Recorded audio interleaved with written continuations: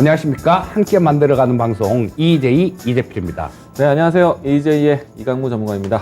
네, 오늘도 유튜브가 활짝 열려 있으니까요. 궁금하시거나 그런 사안들 있으시면 들어오셔서 유튜브에다가 질문 주시면 둘이 교대로 이렇게 돌아가면서 하니까 이렇게 채팅으로 답을 드릴 수도 있고 또 말로 이렇게 답을 드릴 수도 있으니까 많이 좀 이렇게 남겨주시면 좋겠습니다. 자, 그리고 오늘 시장이 되게 네. 좀 아쉬웠어요. 상당히 아쉽습니다. 예. 네. 오전장에 올라왔던 거 다 뱉어내면서 전강 후약으로 좀 밀리는 시장이 좀 아쉬웠는데 그래도 힘든 장보다 낫지 않았나 생각을 합니다. 물론 이제 조금은 이 텅 빈 깡통장 같은 느낌이 그렇죠. 들긴 했었지만은 그래도 많은 종목들이 제법 저가 매수세에 대한 좀 기대를 좀 하지 않았나. 그래서 좀 긍정적으로 좀 해석을 하려고 하고 있고요. 걱정했던 시장 분위기보단 괜찮지 않았나? 일단 미국 시장이 그런 경우가 되게 많아요. 보면 그 연준의 통화정책회의 아마 5월 회의도 그랬었던 것 같아요. 당일은 반영을 안 시키고 그 다음날 이렇게 반영을 시켜버린 경우가 많은데 자, 오늘 같은 경우도 미국 쪽 선물 시장 보면 오늘 같은 경우도 그럴 가능성이 좀 있지 않나 싶은 생각도 들고요. 자, 하지만 지금 시장에 대해서 조금 좀 말씀을 드리도록 하겠습니다. 자, 지금 현재 시장이 오늘 같은 경우는 불안한 시장 심리를 그냥 그대로 반영한 시장이다. 이렇게 보시면 될 것 같고요. 자, 그리고 갭 상승 출발 후에 대부분의 종목들이 다 이렇게 밀리는 모습이 나왔기 때문에 오늘 아침에 반등 나오나 보다. 야, 이제는 진짜 본격적인 반등인가 하고 쫓아갔던 분들 같은 경우는 그대로 다 물렸죠. 자, 그래서 대부분의 종목이 고점에서 밀려서 마이너스로 전환을 하든가 아니면 이 상승폭을 줄이든가 그런 모습이 나왔기 때문에 체감지수는 별로 안 좋은 그런 모습이었다라고 볼 수 있을 것 같고요. 자, 다만 위안되는 조금 좀 희망을 가져볼 수 있는 그런 부분들은 있습니다. 뭐냐 하면 이 파생시장 쪽에서 내일 당장 이게 반영이 된다라는 얘기는 아닐 거고요. 자, 파생시장에서 외국인들이 선물 쪽을 16,500억 정도를 순매수했습니다. 물론 미결제 확장이 좀 줄었기 때문에 이걸 냉면 그대로 된다라고 보기는 조금 어려운데요. 어쨌거나 파는 것보다는 낫겠죠. 6,500억 정도 매수를 했고 선물 쪽을 옵션 쪽에서 이렇게 하루에 좀 매수가 잘 안 들어오는데요. 콜옵션을 외국인들이 한 111억 정도를 샀습니다. 자, 그리고 금융투자 같은 경우는 콜을 10억 정도를 팔았는데 110억씩 이렇게 자주 안 들어와요. 그리고 풋쪽 같은 경우는 자, 오늘 외국인들 같은 경우는 55억 정도를 팔았고요. 자, 그다음에 금융투자 같은 경우는 29억 정도를 샀는데 요 포지션이 보게 되면 누적 포지션도 똑같습니다. 외국인들 포지션이 콜 매수 풋 매도 포지션이에요. 자, 그렇다면 선물 쪽 매수하고 콜 매수 풋 매도 이런 포지션이다라면 야, 이거 좀 얼마 멀지 않아서 머지않은 시간 내에 한번 반등이 있을 것 같은데 라고 생각을 하고 이렇게 취하는 포지션이 이런 포지션이니까 일단 그런 부분들은 조금 희망의 빛이다 이렇게 보시면 될 것 같고요. 자, 일단 차트 보면서 한번 또 말씀을 드리면 어제 그런 얘기를 말씀을 드렸었죠. 투자 심리도 하고 RSI 지표 같은 경우는 과매도권으로 들어갔다라는 말씀을 드렸는데요. 그래서 사실 그랬습니다. 오늘 속으로는 야, 이거 한번 이렇게 좀 더 빠져주면 의미 있는 어느 정도 먹을 게 있는 그런 기술적 반등이 나오겠다라는 생각이었는데 이 이격도가 90 아래로 안 빠졌기 때문에 그래서 살짝 그런 생각을 했었는데요. 오늘 살짝 또 반등이 나오면서 이격도가 또 좀 올라가 버렸어요. 어제 91.9 정도 됐었는데 지금 한 92 정도까지 이격도가 올라왔습니다. 자, 근데 이런 부분들 같은 경우는 오늘 현재 미국 나스닥 선물을 이렇게 보게 된다라면 또 연준이 하루 이틀 이렇게 하루 정도 이렇게 연준의 정책 회의를 시장에 늦게 반영하는 그런 부분들도 있을 수 있다라고 보면 오늘 좀 미국 시장이 안 좋아서 내일 정도에 또 한번 빠지고 그다음에 다음 주 초 정도까지 조금 헤매는 그런 모습이 나온다라면 이 이격도 자체도 완전한 과매도권, 그러니까 반등, 지금도 과매도권은 맞아요. 하지만 상당히 신뢰도가 높은 그 과매도권, 이 60일 이격도가 90 아래에서는 상당히 신뢰도가 높습니다. 이 이격도가 90 아래로 내려가 버릴 거고, 그리고 뭐 투자 심리선 같은 경우는 뭐 다음 주 초 정도까지 빠지면 이게 10까지 빠질 겁니다. 지금 20이에요. 그리고 RSI 같은 경우도 좀 더 내려온다라면 반등을 할 수 있는 그런 요건들은 일단 갖추는 거죠. 자, 뭐 이런 부분들하고 아까 파생시장에서 포지션들, 뭐 말씀드린 부분들, 이런 부분들을 참고를 하신다라면 다음 주 정도에는 어느 정도 반등이 좀 있지 않을까 싶은 생각이 드니까, 예, 시청자님들 힘내시고요. 잘 대응하시기 바라겠습니다. 일단 어제 FOMC를 통해서 사실 자이언트 스텝에 대한 현실이 좀 진행되었고, 조금 우려스러운 거는 이 자이언트 스텝이 일회성이 아니라 다음 7월 달에도 좀 이 가능성이 있다라는 것이 좀 시장에 좀 압박 요인이 되지 않을까 생각이 됩니다. 일단은 어제 미증시에서 이 실질적으로 자이언트 스텝인데도 불구하고 반등의 모습을 보여주다 보니까 오늘 우리 증시에 대한 출발도 상당히 긍정적이었는데, 오전장에 이런 모습은 좀 주의할 필요는 있었습니다. 실질적으로 이 자이언트 스텝에 대한 부분들이 완화되고, 그러니까 학습 효과에 따라서 다음 시장에 대한 전환점으로 준비를 했을 테지만, 실질적으로 우리 증시가 올라가기 위해서는요, 전반적인 시장에 대한 수급이 필요하다. 수급이 부재한 시장에서는 사실은 이번 반등은 기술적 반등에 그칠 수도 있다. 라는 이야기를 좀 드렸었는데, 여전히 환율이라든지 여전히 유가의 환경이 좀 어렵다 보니까 외국인의 수급이 적극적이지 못했다. 이 부분들이 좀 시장에서 반납이 되면서 전반적으로 시가총액 상위 종목들, 대형주들의 움직임들이 부진하지 않았나 생각이 됩니다. 따라서 이제 지금 앞으로 우리 증시가 나스닥과 비교해서 분위기는 따라갈 수 있겠지만은 뒷심이 좀 부족한 이유들은 수급에 대한 개선이 필요하다라는 것. 그러면은 지수에 대한 브레이크 시도 과정에서 외국인의 수급 방향, 그러면은 달러라든지 그리고 유가에 대한 변동성을 체크하면서 보자라고 이야기 드리겠습니다. 지금은 이 저점을 가져가기 위한 과정으로 보이는데, 완벽하게 시장을 안심할 수는 없다라는 말씀 드리겠고요. 기준은 외국인의 수급을 잘 보자라고 이야기 드리겠습니다. 자, 그러면 내일장에 대한 준비 포커스 EJ로 넘어가도록 하겠습니다.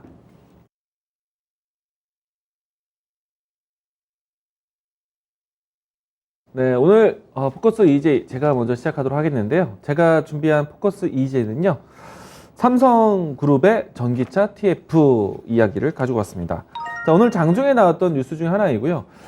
삼성전자와 삼성 SDI가 협력을 해서 전기차 공동개발 TF팀을 발족했다라는 뉴스가 나왔습니다. 이 TF팀 안에는요, 삼성전자, 삼성 SDI, 삼성 SDS, 그리고 삼성전기와 같은 주요 이 그룹사의 주요 기업들에 대한 협력을 예고가 되었고요. 사실 기사글의 내부를 보시게 되면은 테슬라 모터스의 모델 Y를 모두 다 분해했다라는 이야기들이 나올 정도로 실질적으로 이 TF팀에 대한 가동에 대해서 좀 거론이 되었었고요.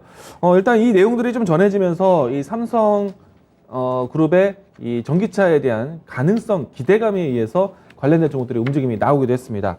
자, 우선은 이 삼성이 향후에 애플의 애플카처럼 삼성카의 가능성이 있는지 이 부분들이 좀 이야기가 되기도 했었고요. 물론 이제 꼭 분해했다고 해서 전기차를 만든다는 뜻은 아닐 수도 있습니다. 전기차 안에 들어가는 중요한 품목에 대해서 다양한 사업 가능성이 좀 열렸다라고 생각이 되고요. 자, 이 때문에 관련된 종목들의 움직임들 좀 다양하게 접근할 수 있었다라고 생각을 합니다. 자, 우선은 이제 삼성 SDI가 좀 큰 움직임이 나왔었는데요. 자, 오늘 삼성 SDI가 반등을 장중에 6.6%대까지 반등이 시도되기도 했습니다.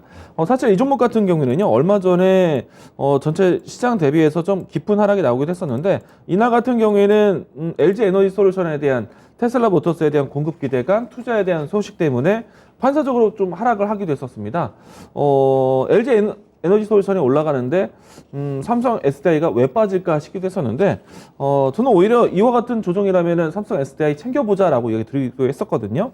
자, 일단은 그 시일이 좀 크게 지나지 않은 상태에서 삼성 SDI도 이 삼성그룹의 전기차 개발에 대한 기대감으로 해서 오늘 큰 반등이 나왔다. 있다라고 할 수 있겠습니다. 자, 일단은 삼성 SDI가 좀 움직임이 나왔고요. 그리고 삼성 SDI와 협력이 될 수 있는 상신 EDP라든지 이와 같은 종목군들이 같이 함께 움직임이 나왔었고요. 향후에 이제 삼성이 전기차가 아닌 뭐 전기차까지가 아니더라도 이 차량용 인포테인먼트에 대한 여러 가지 이 기술 기대감이 좀 나타나면서요. 차량용 반도체 종목들도 장 초반에 움직임이 좋았습니다. 텔레칩스라든지 그리고 해성 DS도 초반의 움직임들은 괜찮았고요. 가장 직접적인 수혜 종목으로 분류됐던 종목이 안암전자가 오늘 가장 큰 상승을 보여주기도 했습니다. 자, 일단 뭐 크게 본다라면은 삼성그룹 안에서 전기차 사업부에 대해서 좀 더 강화시키기 위한 전략이라고 보여지고요.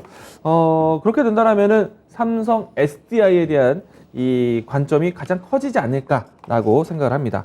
자, 그래서 삼성 SDI는 이번 시기를 기회로 해서 조금 더 추가적인 전기차 전환에 대한 기대감을 좀 받아오지 않을까 생각이 되는데요.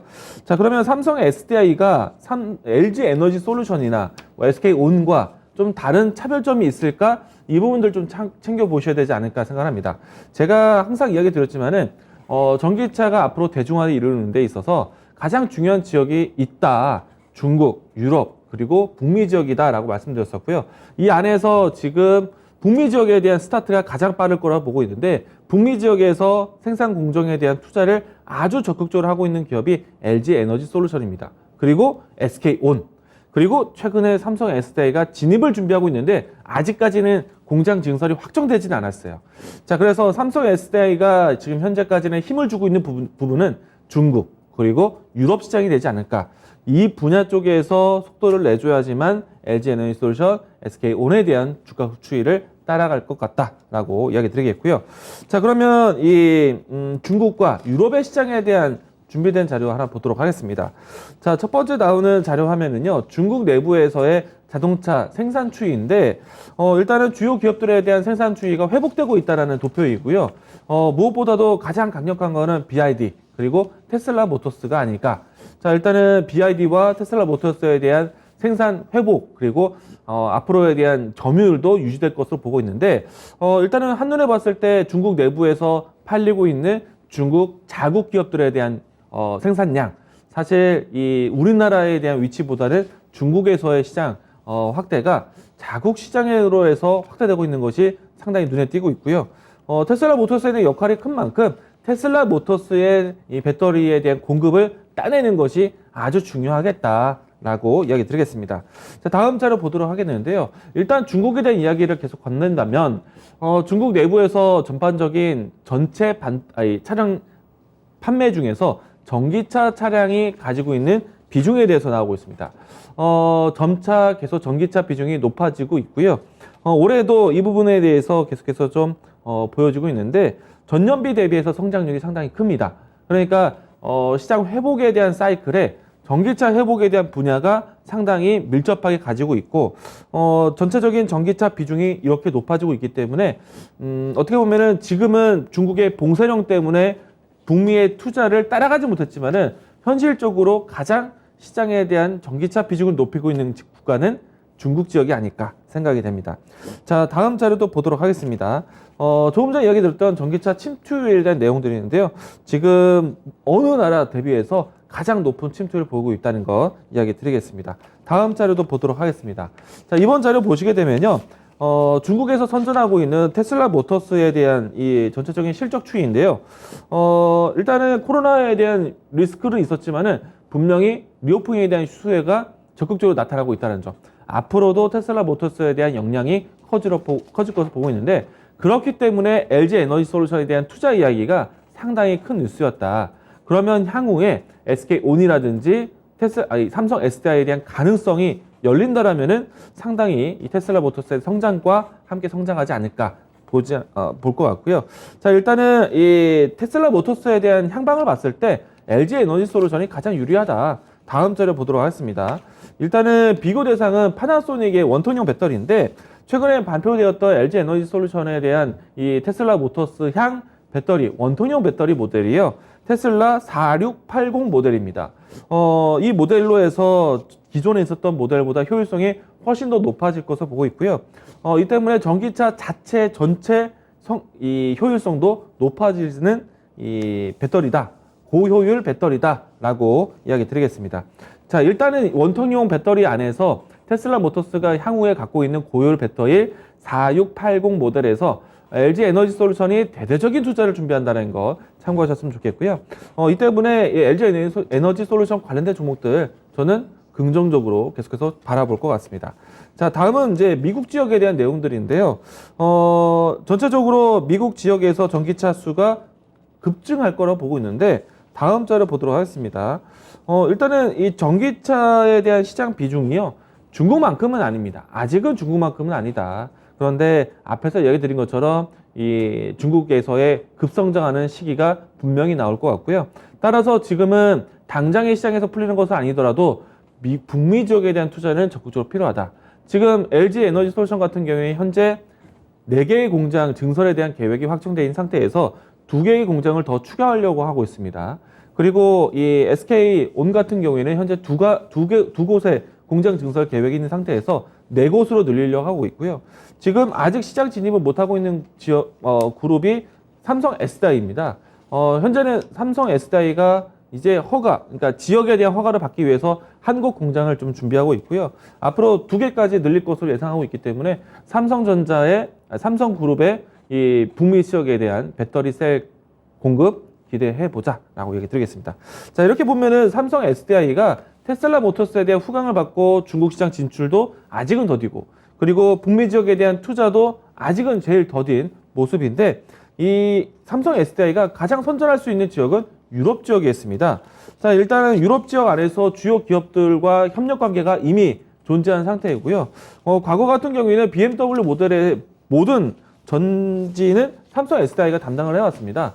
자, 그리고 삼성 SDI가 유럽 지역만큼은 공격적인 투자를 하고 있는데, 유럽 지역에서 대규모 투자를 할 수 있는 기업들, 뭐 예를 들어서 BMW라든지 아우디, 벤츠뿐만 아니라 폭스바겐에 대한 그룹들이 상당히 중요한데, 폭스바겐의 가장 이 강한 협력을 준비하고 있는 기업은 삼성 SDI다.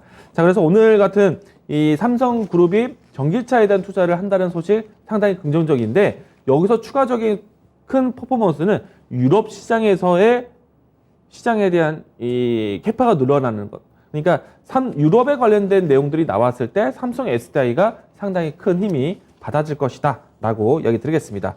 자, 일단은 삼성 SDI도요 원통형 배터리를 준비하게 되는데, 천안 공장에 파일럿 라인을 증설합니다. 이 개발이 조금 더 진행이 된다라면은 향후에 테슬라 모터스 공급도 가능하지 않을까. 이 부분들도 향후에 잠재적인 요인으로 긍정적으로 보도록 하겠습니다. 자, 오늘은 삼성 SDI에 대한 중요한 향후의 뉴스에 대해서 설명드렸고요. 일단 전반적으로 지역군에 대한 이야기들, 중국과 북미 지역에 대한 투자에 대한 발판이 LG 에너지 솔루션이 좀 더 강력하지 않을까, 가장 빠르지 않을까라고 정리하면서 이야기 드리도록 하겠습니다.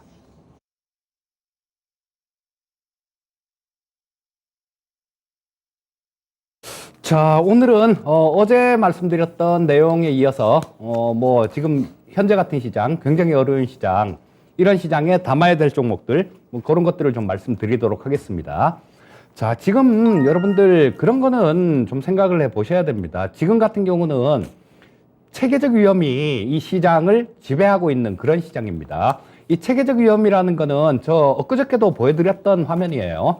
어떤 종목에 대한 문제가 아니라 전체 시장에 대한 문제. 그렇기 때문에 대부분의 종목들이 다 두들겨 맞는 그런 시장을 얘기하는 겁니다. 그리고 체계적 위험이 계속 이렇게 진행되는 시장에서는 정말로 장사가 없어요. 어떤 형태로 움직이냐면 조금 처음에 이렇게 빠질 때, 그럴 때 조금 버티던 종목들, 이런 종목들도 나중에 되면 못 버티고 안 빠졌다는 죄로 또 더 빠지고 막 그런 악순환이 계속되는 그런 시장이 나오는데요. 자, 지금이 뭐 그렇게 좀 닮아가는 시장이다라는 생각이 들어서 상당히 좀 마음은 무겁습니다. 아까 장 시작하면서 뭐 기술적 반등, 뭐 반등을 조금 외국인들이나 파생 포지션 보면 염두에 두는 것 같습니다라는 말씀을 드렸는데요. 이런 부분들은 뭐 단기간에 얘기를 하는 거고요. 추세를 돌릴 만한 그런 움직임은 아니다라고 봐야 될 겁니다.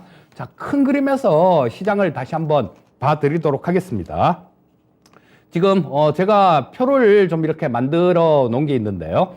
저 표를 아마 우리 시청자님들 토마토 TV 좀 시청을 애청자님이시라면 전에 보신 적이 있을 거예요. 제가 저걸 갖고 4월 4일 날 그때 투자의 신이었어요. 그때 이 시장에 대해서 좀 말씀드리면서 그때가 미국의 장단기 금리가 역전되던 때였습니다. 자, 그런데 대부분의 얘기하시는 분들이 다 그랬었죠. 증권사 리서치 팀에서든 아니면 TV에 나와서 방송을 하는 전문가든 대부분이 이번은 다릅니다 이런 얘기를 했는데요. 그때 당시에 4월 4일 날 제가 투자의 신 한번 확인해 보시면 아실 겁니다. 다른 게 없다고 항상 이번엔 다르다라는 얘기를 했는데 그렇지가 않다라는 말씀을 드렸었는데요. 저 표를 놓고 그때 당시에 말씀을 드렸었어요. 근데 저 표에서 제가 추가한 거는 그런 부분들을 추가한 거죠. 저 4월 4일 날 금리가 역전됐을 때 그때는 주가가 더 올라갔다가 밀릴지 그냥 바로 밀릴지를 모르니까 그 칸을 비워놨었는데 가장 첫 번째 줄에 있었던 부분들 미국의 1970년대 73년도에 있었던 그때가 장단기 금리가 역전이 됐을 때요. 그때가 주가가 빠지는 중에 좀 이게 금리가 역전되면서 계속해서 밀린 모습이었어요. 자, 이번에도 그런 모습이 나왔죠. 4월 4일 날 저 장단기 금리가 역전되면서 주가는 작년부터 좀 빠지기 시작했지 않습니까? 저게 우리나라 지수가 아니라 S&P 500 지수를 기준으로 한 겁니다. 자, 우리나라는 훨씬 좀 더 전에부터 이렇게 빠지기 시작했었죠. 자, 큰 틀에서 시장 한번 제가 보려고 말씀드리려고 저 표를 또 갖고 나왔는데 보시면요. 금리가 역전되면서 항상 보면 뒤따라오는 게 경기 침체가 뒤따라왔습니다. 그런데 이 금리가 역전되고 난 다음에 주가는 좀 더 있다가 고점을 찍을 때도 있고 또 주가가 고점 찍고 난 다음에 또 경기 침체가 나중에 이렇게 뒤따라오는 경우도 있고 그렇게 움직였는데요. 저걸 보면서 그런 말씀을 드렸었어요. 주가는 경기 침체가 온다고 하더라도 주가는 더 올라갈 거다라는 그런 얘기를 하시길래 저거 보면 일정치가 않습니다. 그냥 바로 주가가 빠진 적도 있고 어떤 특별한 패턴이 없습니다라는 말씀을 드렸는데요. 이번이 그런 모습으로 나타났습니다. 그리고 지금 이제는 경기 침체에 대한 우려가 상당히 좀 커지고 있죠. 참고로 경기 침체라 하면 어떤 거냐면요. 2분기 연속 GDP가 마이너스 성장을 하면 그거를 공식적으로 경기 침체에 들어갔다라고 얘기를 합니다. 자, 1분기에 미국 GDP가 마이너스가 났죠. 근데 2분기는 아직까지 끝나지를 않아서 여기서는 마이너스가 나올지 플러스가 나올지 모르겠는데 마이너스가 나올 것 같지는 않다라고들 얘기를 하는데요. 일단 그거는 지켜봐야 되겠죠. 하지만 2분기에 만약에 또 플러스가 나와서 침체로 안 들어간다고 하더라도 나중에는 또 이게 침체로 갈 가능성이 굉장히 높습니다. 자, 우리 어제도 좀 말씀을 드렸습니다만 그리고 제가 이 EJ 시간에서도 그런 얘기를 좀 많이 말씀을 드렸었죠.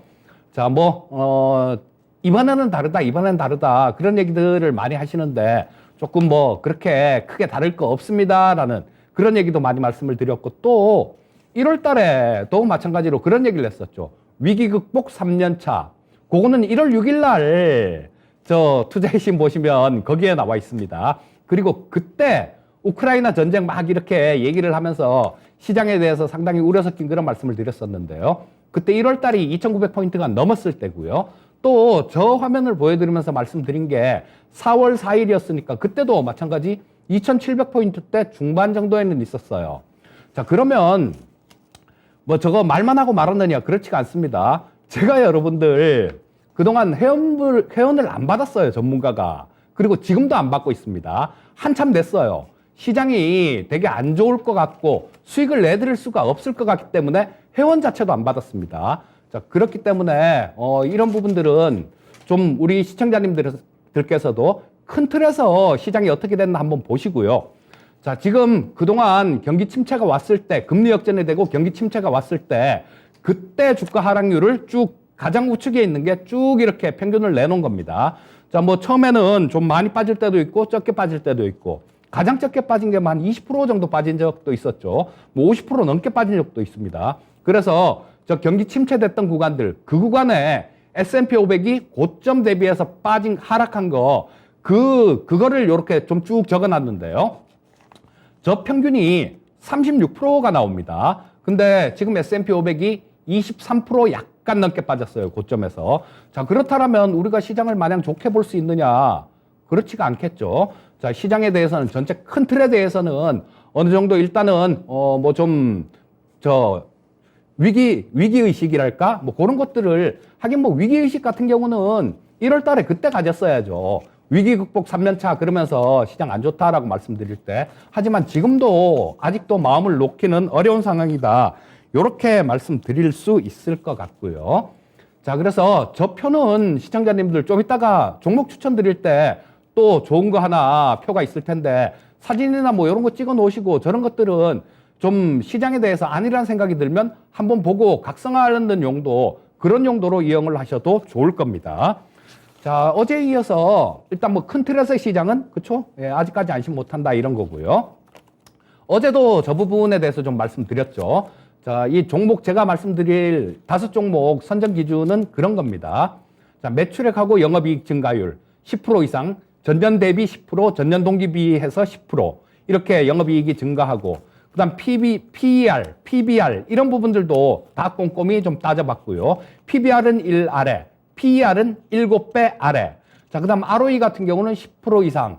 그다음에 부채 비율 같은 경우도 70% 이하로 골랐습니다. 그리고 60일 이격도가 주가가 좀 많이 빠져 있는 게 기술적 반등이 나올 때 탄력이 올라올 수 있으니까 60일 이격도가 85% 아래에 있는 종목들을 골랐는데요. 어제 5종목 정도를 말씀드렸죠. 자, 오늘도 5종목을 말씀드리도록 하겠습니다. 말씀드릴 첫 번째 종목은 황금 ST라는 종목인데요. 자, 이 황금 ST 같은 경우는 그런 거죠. 뭐 니켈, 주석 같은 것들 이런 걸로 표면 처리 강판을 만드는 그런 기업이에요.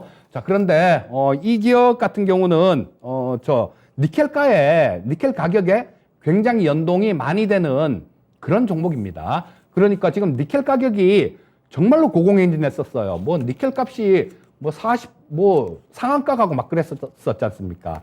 그러고 난 다음 좀 많이 빠졌는데, 자, 그래도 예년의 평년에 비해서는 굉장히 높은 그 정도 수준에 와 있습니다. 자, 그래서 이런 부분들은 조금 니켈 가격을 조금 관찰해 볼 필요가 있을 거고, 니켈 가격이 조금 움직이는 것 같다라고 생각이 되면 이 황금 ST 같은 종목은 관심을 가져야 되는 종목입니다. 자, 그리고 뭐 주가 자체는 지금 현재 보시게 되면 올해 1월 달하고 작년 12월 달에 찍었던 저점 근처까지 다 내려왔기 때문에 뭐 거의 지지선 근처까지 내려온 거 아닌가 싶은 생각이 드니까요. 좀 관심을 가져보시기 바라겠고요. 그 다음에 HRS라는 종목도 아까 그 까다로운 종목 검색 조건을 전부 다 충족한 종목입니다. 요거는 해령 실리콘이라는 종목이었었는데요. 제가 그때 2000년, 지금부터 22년 전이네요. 2000년에 증권회사에 다닐 때 그때 이 해령 실리콘이 무진장 끼가 있는 종목이었습니다. 뭐 그때는 코스닥 시장에 있는 종목들이 다 끼가 있긴 했었지만요. 또 이 해령 실리콘도 두 번째 가라면 서러울 정도로 굉장히 끼가 있었던 종목인데, 자, 뭐 그 끼는 이제 뭐 한 20년이 넘게 지났으니까 그런 끼를 발동하지는 못하는데요. 대신 실적으로 채웠습니다. 자, 그래서 지금 현재 이 HRS 같은 경우도 주봉을 보시게 되면요. 120주 이평선 근처까지 거의 내려왔어요. 그리고 이때 뭐 작년 8월 달 이때 한참 옆으로 이렇게 횡보한 자리가 있었죠. 이런 자리 같은 경우는 굉장히 좀 단단한 지지선 역할을 하는 경우가 굉장히 많습니다. 자, 주가가 120주 이평선 근처까지 내려왔고 또 뭐 여기서 보시게 되면 한참 이렇게 횡보했던 자리, 신뢰도가 좀 있는 자리, 그 근처까지 내려왔다라는 거는 한번 노려볼 만한 여건이 되는 그런 종목이다. 이렇게 보시면 될 것 같습니다.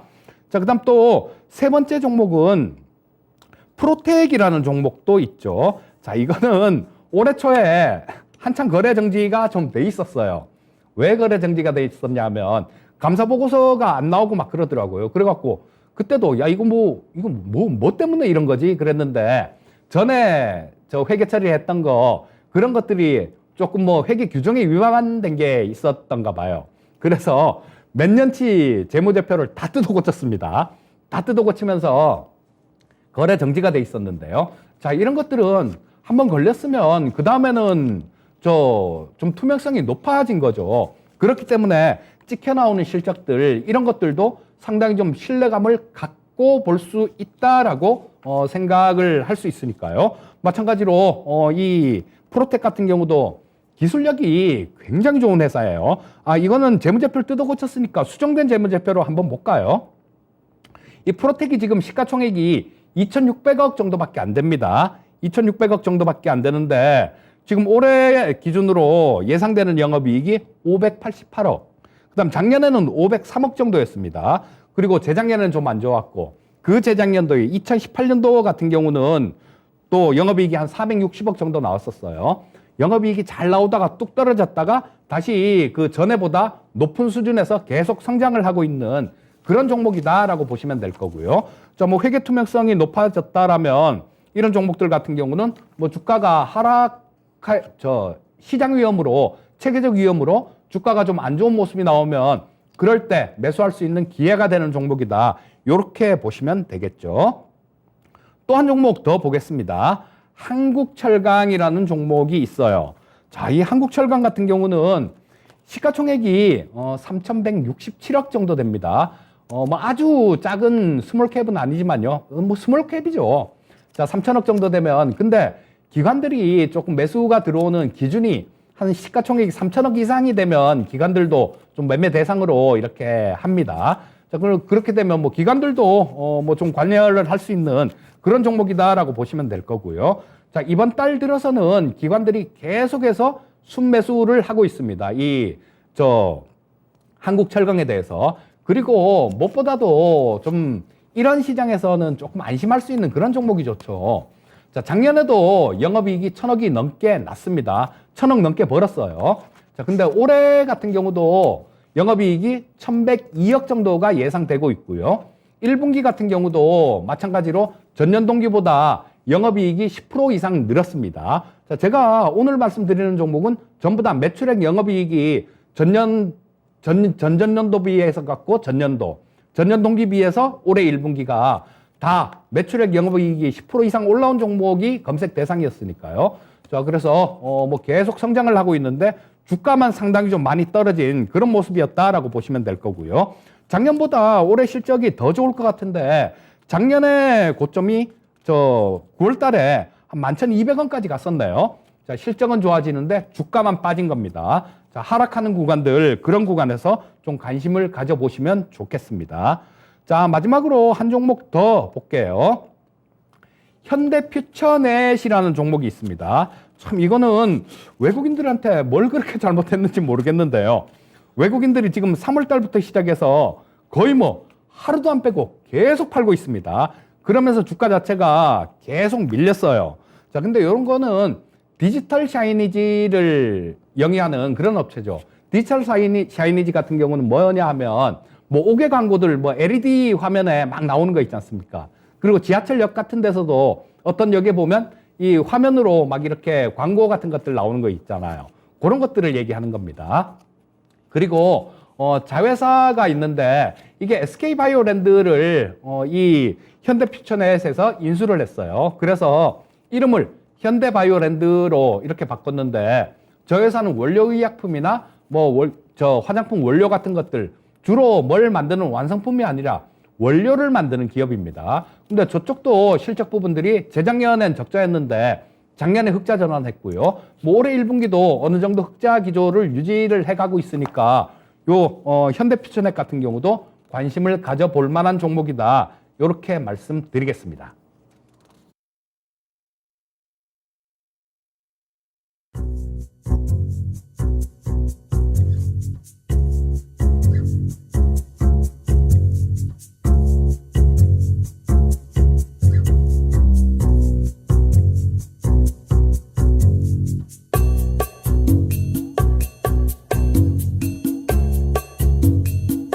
네, 오늘 제가 준비한 종목은요, TCC 스틸입니다.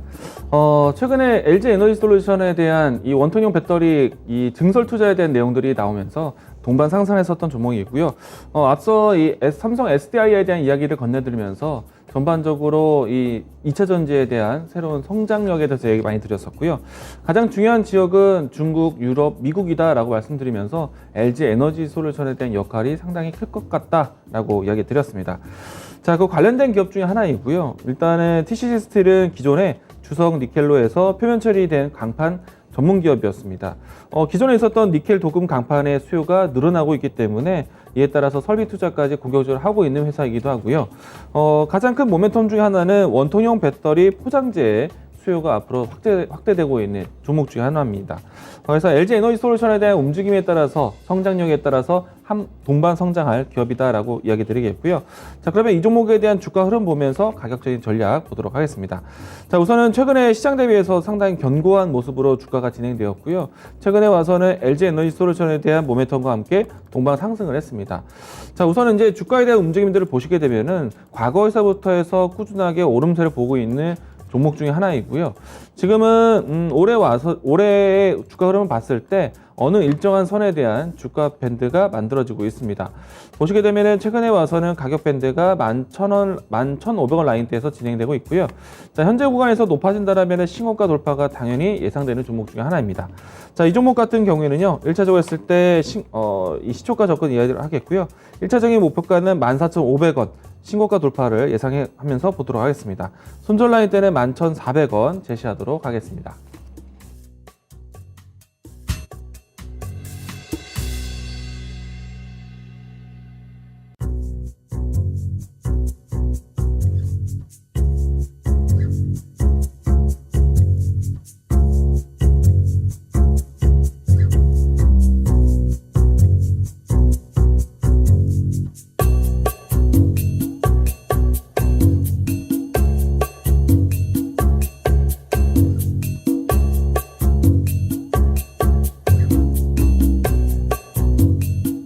네, 오늘 말씀드릴 종목은 환인제약입니다. 자, 이 환인제약은 저 제약주에 속하죠. 그런데 우리 흔히 제약바이오 쪽 이런 쪽을 성장주 섹터다 뭐 이렇게 생각을 할 수도 있는데요. 두 종류로 좀 나눌 수 있죠. 어떤 제품들을 만들어서 어느 정도 실적을 내면서 흑자 기조를 유지를 하면서 좀 이렇게 영위를 하는 회사가 있고, 또는 뭐 신약 개발이나 뭐 이런 것들 때문에 이런 것들로 인해서 기대감으로 움직이는 그런 종목들이 있을 수 있습니다. 자, 그런데 전통적인 제약주들 이런 것들은 경기 방어주에 속하게 되죠. 왜냐하면 그런 거잖아요. 우리 저 경기 안 좋다고 돈 못 번다고 밥을 안 먹고 살 수는 없지 않습니까? 그래서 음식료 업종들이 방어주에 속하는데, 약도 마찬가지예요. 우리 어디 아프면 약 안 사 먹을 수가 없지 않습니까? 병원 가서 저 어떤 의사 선생님한테 처방만 받고 약을 안 사 먹을 수는 없잖아요. 그렇기 때문에 이 제약주 같은 경우도 전통 제약주는 이 경기 방어주에 속합니다. 자, 그리고 이 환인제약은 정신과나 신경계 쪽에 특화된 그런 제약업체다라고 보시면 됩니다. 자, 그리고 지금 우리나라 같은 경우도 그렇고 중국, 뭐 일본 할 거 없이 전부 다 인구가 굉장히 좀 고령화가 돼 가고 있습니다. 그래서 제가 가끔 보여드리는 그런 자료 중에 연도별 출생자 수 저런 게 있죠. 자, 저런 것들 아까 그 리세션 나오고 난 다음에 저 시장 막 이렇게 움직인 모습들 이런 것들도 하나하나 제가 자료 다 찾아서 뭐 어디 보다가 자료가 나오면 그 자료 모아놨다가 만들고 그렇게 한 겁니다. 이렇게 하시는 사람이 없어요, 솔직히. 어떤 뭐 보고서 같은 거 이런 거는 저는 그렇게 크게 잘 즐겨보지는 않습니다. 왜냐하면 그거 누구한테나 다 공개된 거, 누구나 마음만 보면 알 수 있는 것들, 이런 것들 봐서 어떤 큰 실익이 있겠습니까? 그런 것들 딸딸딸딸 외워서 하는 그런 전문가는 아니에요, 저는. 저것도 마찬가지, 연도별 출생자 수도 마찬가지, 제가 엑셀 파일로 이렇게 만드는 거예요. 저게 따로 이렇게 해갖고. 자, 그래서 이것도 마찬가지로 우리 시청자님들 한번 사진을 찍어 놨다가 뭐 좀 헷갈릴 때, 그럴 때 저걸 한번 보시면 굉장히 좋으실 거예요. 예를 들어서 우리 부동산 가격 같은 경우도 저는 그렇게 크게 긍정적으로 보진 않습니다. 왜냐하면 저기 있는 노란색으로 이렇게 칠해 놓은 100만 명 이상 태어난 분들이요, 저분들이 많이 갖고 있어요. 저분들이 많이 갖고 있고 또 저도 저 노란색에 칠해놓은 저 세대에 포함이 되는데요. 뭐 제가 태어날 때도 제가 마지막 100만 명 세대였던 것 같아요. 우리보다 한 살 어린 친구들 같은 경우는 뭐 90만 명대니까. 근데 한참 저기 있는 분들이 집을 많이 샀죠. 부동산을 굉장히 많이 구매를 했습니다. 그리고 집을 많이 갖고 있어요. 그렇다면 한 뭐 20, 30년 정도 지나면 저도 뭐 한 20, 30년 정도 지나면 세상에 있을지 없을지 모르지 않습니까? 아무리 뭐 평균 연령이 오래됐다라고 하더라도 뭐 전부 다 흙으로 돌아가는 건데 저분들이 만약에 이렇게 돼버리면 애들 많이 안 낳잖아요.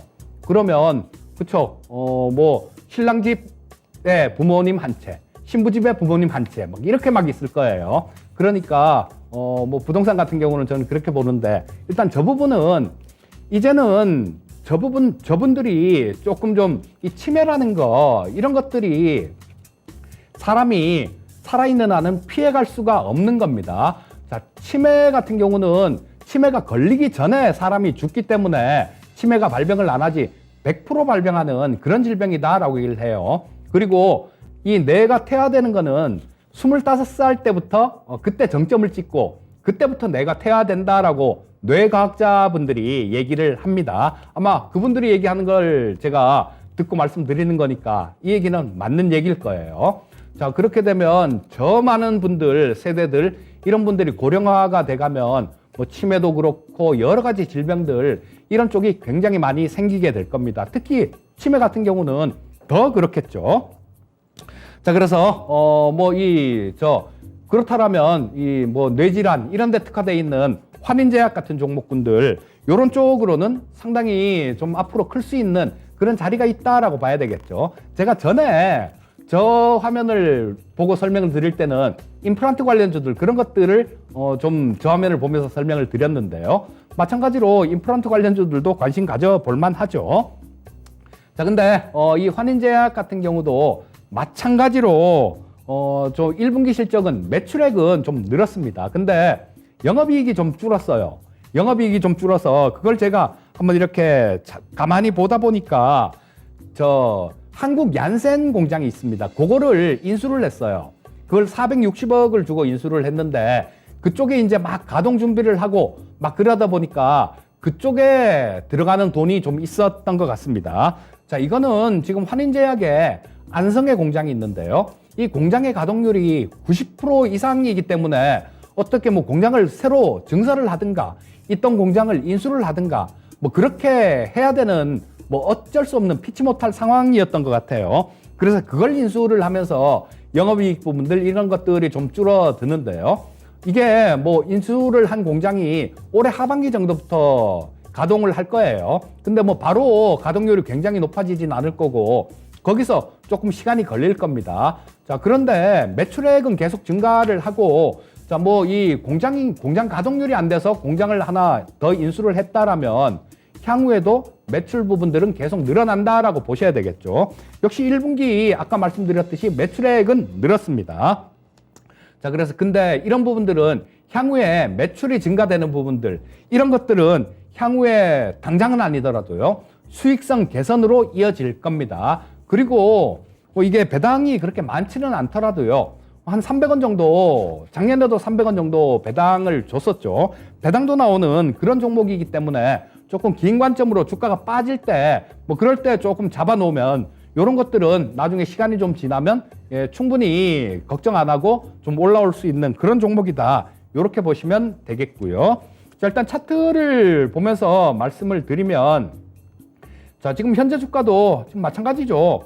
여기서 한참 또 이렇게 5월달에 또 한참 옆으로 행보를 했네요. 그리고 마찬가지로 이때도 15,950원을 저점을 찍고 16,000원대에서 상당히 많이 횡보를 한 모습이 있습니다. 이때도 저점을 찍었고 그렇다면 뭐 지금 정도 가격대 이 정도는 바닥권에 근접한 상당히 바닥권에 대한 신뢰도가 높은 그런 위치까지 빠져 있다라고 보시면 될 것 같고요. 자, 저 가격 전략 말씀드리면 매수가는 내일 아침 시초가로 하시면 될 것 같고요. 목표가는 2만 원 설정해 드리겠고 손절가는 15,200원 제시해 드리겠습니다. 네, 아무래도 시장에 대한 움직임들이 미증시만큼의 상승을 못 봤기 때문에 오늘 미증시에 대한 또 시작에 대해서 상당히 걱정이 되지 않을까 생각을 하고 있습니다. 우리 증시는 오른 곳 없는데 라는 생각이 들 수도 있는데요. 만약에 미증시에 대한 움직임들이 다시 회복적으로 보여줘서 우리 증시가 이 반등 흐름을 따라온다 하더라도요. 시장에서는 타이밍을 잡는 것이 상당히 중요하지 않을까 생각을 합니다. 그 타이밍을 어떻게 잡느냐? 저는 절대적으로 외국인의 수급 시점에 있다라고 생각을 합니다. 일단은 오늘 전체적으로 시장의 수급을 한번 확인해 보도록 하겠는데요. 자, 오늘 코스피 쪽에서 외국인의 수급이 순매수세로 보이긴 하지만은 사실 아주 만족될 만한 숫자는 아니라고 생각을 합니다. 장중에 분봉의 추이를 보시게 되면요. 오전장 초반 때는 외국인의 매도세가 진행이 되었었고요. 장중에 반등을 시도를 했었는데 결국에는 장중의 분위기에서는 흘러내리듯이 수급에 대한 추이가 감소되기도 했습니다. 물론 이제 장 후반 막판에 외국인의 수급이 도움이 되기도 했었지만 전체적으로 이 시가총액을 살릴 수 있는 수급은 아니었다라고 생각을 합니다. 자, 그러면 외국인의 수급에 대한 포지션을 보기 위해서는요, 절대적으로 환율에 대한 환경이 중요하지 않을까. 물론 이제 전체 유가에 대한 진정세는 나오고 있습니다. 물론 아직 고유가에 있지만은 방향성이 중요할 테고요.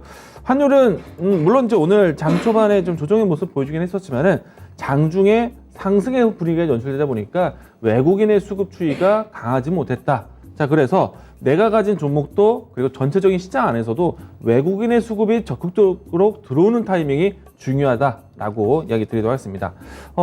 시장에 대한 타이밍 외국인의 수급 방향으로 찾아보자라고 이야기 드리겠고요.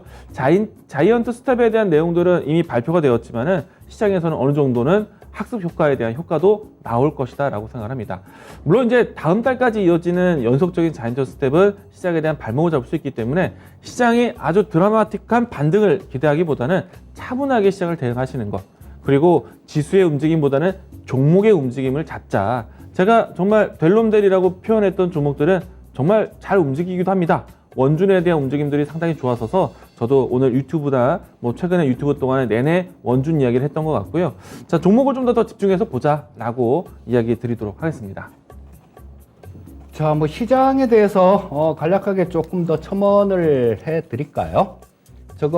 파월 어제 연준이 0.75를 올렸죠. 근데 올해 연말 기준금리 목표치를 한 3.4% 정도 그 정도로 설정했습니다. 그렇게 되면 연준이 지금 4번 정도 남았죠. 7월달, 9월달, 11월달, 12월달 이렇게 통화정책회의가 있는데 지금 다음 달 7월달에도 자이언트 스텝 얘기들도 있고 그러는데요. 자, 그때 차라리 0.75를 올려버리면 그때쯤 어디쯤 해갖고는 시장이 진바닥을 찍을 가능성이 많습니다. 근데 목표치가 바뀌지 않는 한도 내에서 그렇죠. 다음번에 0.75를 올리면 그 다음에는 0.5 그리고 0.25, 0.25 이렇게 되면 한 3.5% 정도가 맞춰지게 되니까요. 자, 그런 부분들은 매도 먼저 맞는 게 낫죠. 지금 어제 같은 경우도 0.75를 올린 게 잘한 겁니다. 만약에 0.5를 올렸으면 오늘 두들겨 맞았을 거예요. 그리고 크게 큰 틀에서의 시장들 이런 것들을 좀 말씀드리면 아까 말씀드렸던 그 표 한번 잘 뜯어보시면요. 뭔가 와 닿는 게 있으실 거고요. 자, 그래서 지금 같은 경우는 기술적 반등 정도 이 정도는 기대할 수 있습니다. 유튜브에도 그렇게 물어보시는 분이 계시는데 언제쯤 반등이 나올 것 같아요? 이렇게 말씀을 해주시는 분이 계신데요. 이거 프로그램 처음 시작할 때 그때 좀 말씀을 드렸죠. 이제 반등 임박한 것 같습니다 라는 말씀을 드렸는데 내일 만약에 오늘 나스닥 선물이 상당히 좀 안 좋죠. 그래서 만약에 오늘 이렇게 미국 시장이 빠져서 내일 정도에 이렇게 또 빠지게 되면요. 아까 말씀드렸던 그 3종 세트 그런 것들이 전부 다 매수 가능한 그런 영역권 안에 들어오게 됩니다. 투자 심리선하고 RSI는 벌써 과매도권에 들어가 있어요. 단지 이 61선하고 이격도가 그러니까 90 아래 구간 그런 구간에서는 좀 반등이 나오기가 수월한데 지금 거기서 간당간당하고 있기 때문에 조금 한두 번 정도 더 빠지면 반등이 나올 거다라고 말씀을 드리는 거고요. 자, 그렇게 된다라면 다음 주 정도 시장에서는 그렇게 크게 좀 고민할 필요가 없이 반등이 가능하다라는 그런 관점으로 접근을 하셔도 될 것 같습니다. 네, 전체적으로 시장이 좀 힘들다고 느낄 수 있는 분위기인데요. 조금 더 용기 내시고 또 힘내시길 바라겠습니다. 자, 오늘 저희가 준비한 내용은 여기까지고요. 저희는 이 시간 다음 주에 뵙도록 하겠습니다. 자, 시청해주신 시청자분들 감사합니다. 감사합니다.